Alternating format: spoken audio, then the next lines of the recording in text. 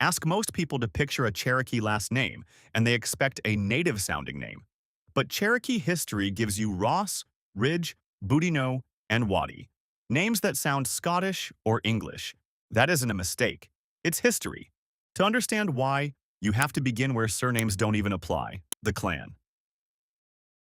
The Seven Clans, where Cherokee identity began.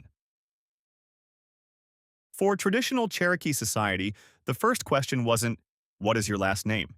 It was, "What clan are you from?" Cherokee kinship followed the mother. A child belonged to the mother's clan, lived among her people, and carried ties through her line. This is matrilineal descent.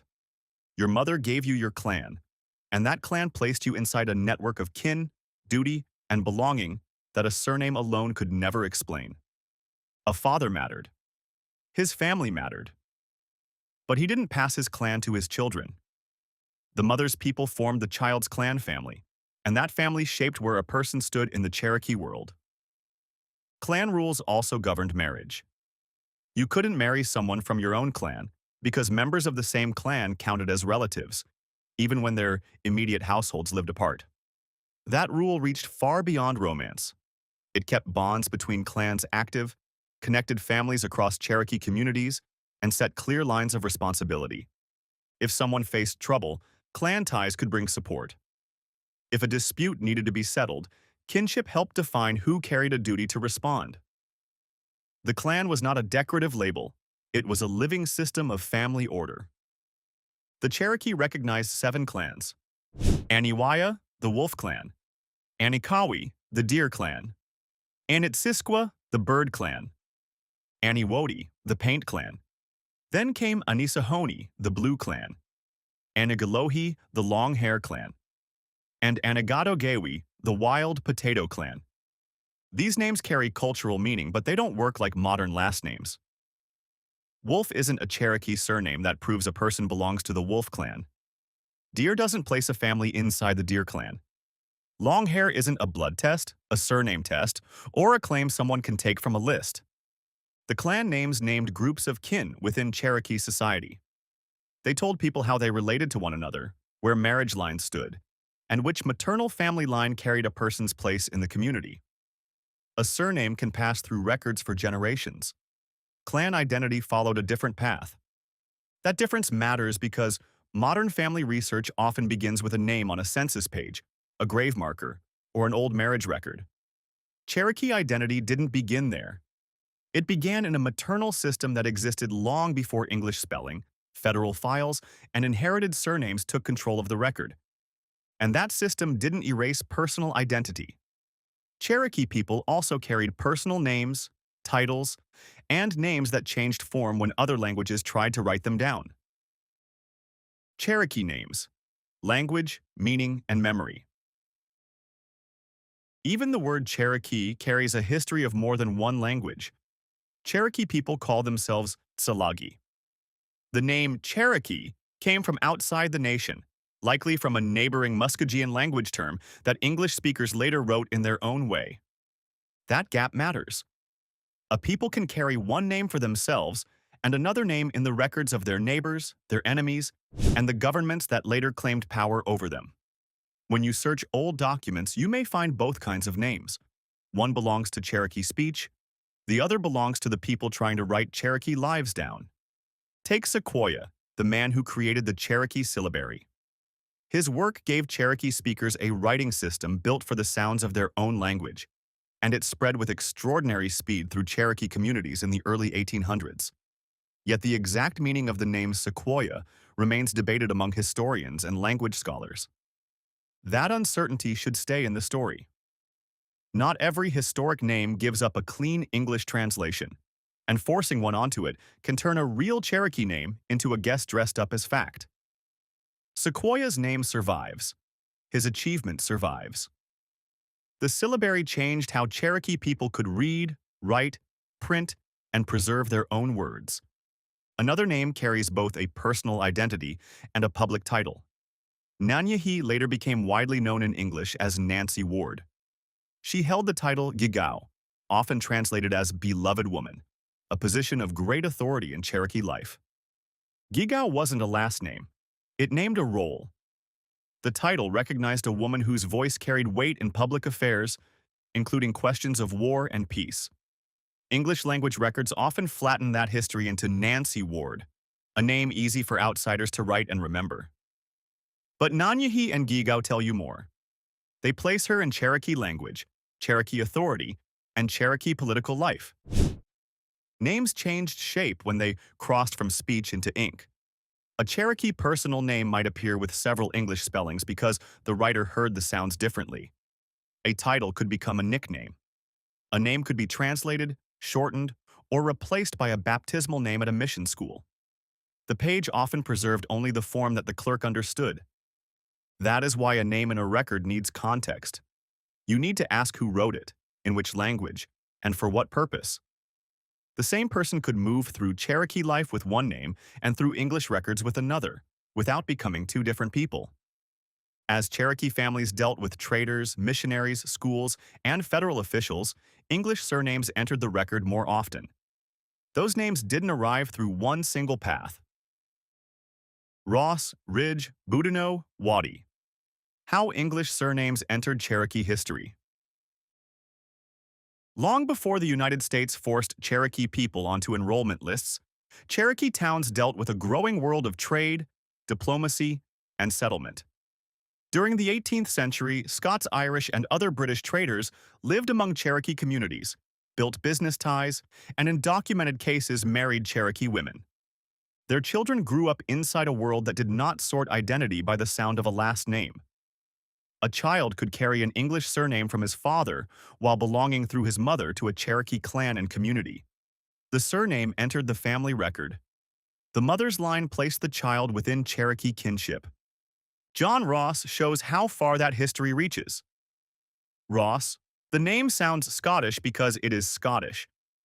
John Ross had a Scottish father and a Cherokee mother, and he also carried the Cherokee name Guisgui. His ancestry did not place him outside Cherokee political life. It placed him inside one of the most difficult periods Cherokee leaders ever faced. Ross became principal chief in 1828 and remained in that office until his death in 1866, nearly 4 decades. He led during the years when the United States pressed for Cherokee removal, when Cherokee families faced the Trail of Tears, and when the nation fought to hold itself together through division and loss. A surname alone can't explain John Ross. Ross tells you something about one branch of his family history. It does not tell you the whole story of his Cherokee citizenship, his political role, his language, his loyalties, or the nation he led. Major Ridge carries a different kind of name history. Ridge. His English name linked to a rough translation of his Cherokee name, and it became the name under which English language history recorded him. He became a leading Cherokee statesman and a central figure in the factional struggle over removal. That struggle did not turn on whether a leader had an English surname. Cherokee people with English surnames stood on different sides of political questions because they lived in a Cherokee nation under enormous pressure, facing choices that could bring loss whichever path they took. The name Ridge did not make Major Ridge less Cherokee. It also doesn't turn every modern Ridge into a Cherokee descendant. A historical surname can point to one man's recorded story. It cannot grant an unbroken identity to everyone who later shares the same letters. Elias Boudinot gives you an even clearer warning about names. Boudinot. That surname was not his birth name. He adopted it from Elias Boudinot, a white philanthropist who supported his education. The Cherokee man known as Elias Boudinot became editor of the Cherokee Phoenix, the first Native American newspaper. Printed in both Cherokee and English, the paper carried news, law, public debate, and Cherokee political arguments to readers in a moment when the nation needed its own voice in print. His adopted name can confuse people who expect every surname to come from a father's line. It didn't. In this case, the name came through education and patronage, then became fixed in public memory because it appeared on the masthead of a newspaper and in English-language political records. His brother, Stan Watie, carried another English surname inside the same Cherokee family and political world. Watie. Stan Watie became one of the most prominent Cherokee leaders of the 19th century and the name remains tied to debates, conflicts, and divisions that tore through the Cherokee Nation. Brothers could carry different English surnames. One could take an adopted name while the other carried a family name. Both could live within Cherokee public life. That alone breaks the simple idea that a surname tells you who belongs. These names came from documented marriages, translations, adopted identities, schools, and the demands of English language records. They tell you that Cherokee history and English surnames met in real families under real pressure across generations. They do not create a shortcut around the evidence. An English-sounding surname doesn't erase Cherokee identity. A native-sounding surname doesn't establish it. Ross, Ridge, Boudinot, and Watie belong to specific people, families, records, and historical circumstances. If your own name matches one of them, you have a research question. You do not have an answer. Then federal policy took the messy, living history of Cherokee families and pressed it into official forms. Names became entries, kin became files, and many people faced that process under coercion. The Dawes Rolls, when federal paperwork took control. Between 1898 and 1906, the Dawes Commission enrolled citizens of the Cherokee Nation as part of the federal allotment program. The United States wanted to divide tribal land into individual parcels, then open land left over to non-native settlement. Federal officials needed names attached to individual people before they could divide what had been held by the nation. The Dawes Rolls came from that process. They did not grow out of Cherokee tradition. They came from a federal system that pushed Native nations away from communal land, self-rule, and their own forms of family belonging.